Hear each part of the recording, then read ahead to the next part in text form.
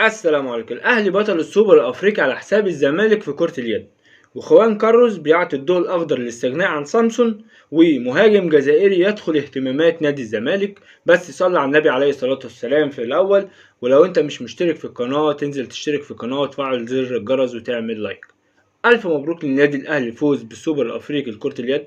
النهارده لعيبة النادي الاهلي تستحق الفوز، وده ما يقللش من لعيبه نادي الزمالك اللي ياما فرحت جماهير نادي الزمالك. بس تحس ان كان في ميس باص كتير قوي من لعيبه الزمالك. كل كوره بيلعبوها بالعرض كانت تحس بشراسه في لعيبه النادي الاهلي والفاعليه اللي هم يقطعوا الكوره ويروحوا على الجون. حتى الاهلي النهارده عمل فارق، وصل لسبعة بونت. تحس حتى ما تحس اللي فيه رومنتادا النادي الزمالك وصل لفرق بونت في 24 23. رجع النادي الاهلي كمان استحوذ وعمل فرق 3 4 بونت. وده يخلينا يعني مش عارف ليه كرة اليد في الزمالك بدأت تتراجع. يعني الفترة اللي فاتت او الفترة الأخيرة يعني الزمالك كان اقوى كتير في كرة اليد دي بشهادة جماهير النادي الاهلي. لكن بقالنا ماتش واتنين وتلاتة الاهلي بدأ يفوق وبدأ يرجع. نتمنى ان الزمالك يفوق والاهلي يفوق، مش الزمالك يكون فايق الاهلي يقع او العكس. عكس بقى كرة السلة الزمالك كان كويس وبدأ الأهلي دلوقتي ما شاء الله بقى أحسن. كرة الطاير الزمالك كان وحش جدا بدأ يفوق والأهلي بدأ يقل شوية. نتمنى الفرقتين يكونوا على قد المستوى. ألف مبروك للنادي الأهلي. لعيبة نادي الزمالك ياما فرحت نادي الزمالك، بس النهاردة ما كانش على قد المستوى. تحس ان هما مش عندهم الرغبة في الفوز. ده بالنسبة للسوبر الأفريقي لكرة اليد.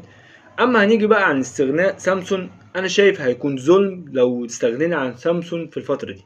واحد ما خدش فرصة خالص، الراجل بينزل 5 دقايق 10 دقايق. سامسون قبل الإصابة غير بعد الإصابة. سامسون قبل الإصابة كان كل الناس مقتنعة بيه، بينزل 10 دقايق ربع ساعة بيأدي وجاب لك هدف. كان بس يعني تحس اللي هو كان عايز ماتش واتنين وتلاتة.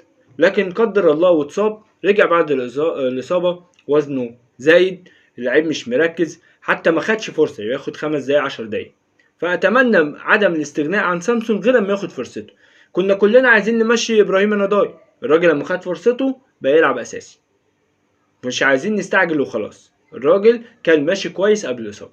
أما بالنسبة للمهاجم الجزائري، هو مهاجم اسمه أيمن محيوس، اتحاد جدة، اتحاد العاصمة الجزائري. لعيب عنده 25 سنة، مواليد 97. كان مهاجم منتخب الجزائر المحليين. أتمنى لو في طريقه للزمالك نشوفه كويس، مش نشوف فيديوهات، نتفرج عليه في المطوشة. هل هو يستحق اللي هو يلبس تيشيرت نادي الزمالك ولا لأ؟ وهل هو راغب في نادي الزمالك ولا لأ؟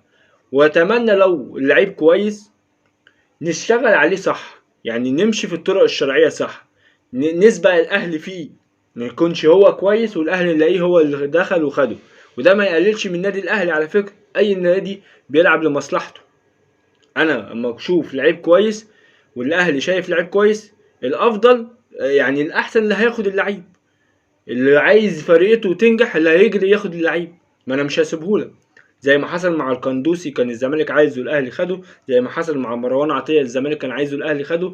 وما شاء الله الاتنين منورين. وانا بالنسبه لي مروان عطيه ده في حته تانية، اقسم بالله ربنا يوفقه يا رب ونمسك الخشب يعني. ولو انت لسه بتسمعني يا ريت تشترك في القناه وتفعل زر الجرس وتعمل لايك. سلام.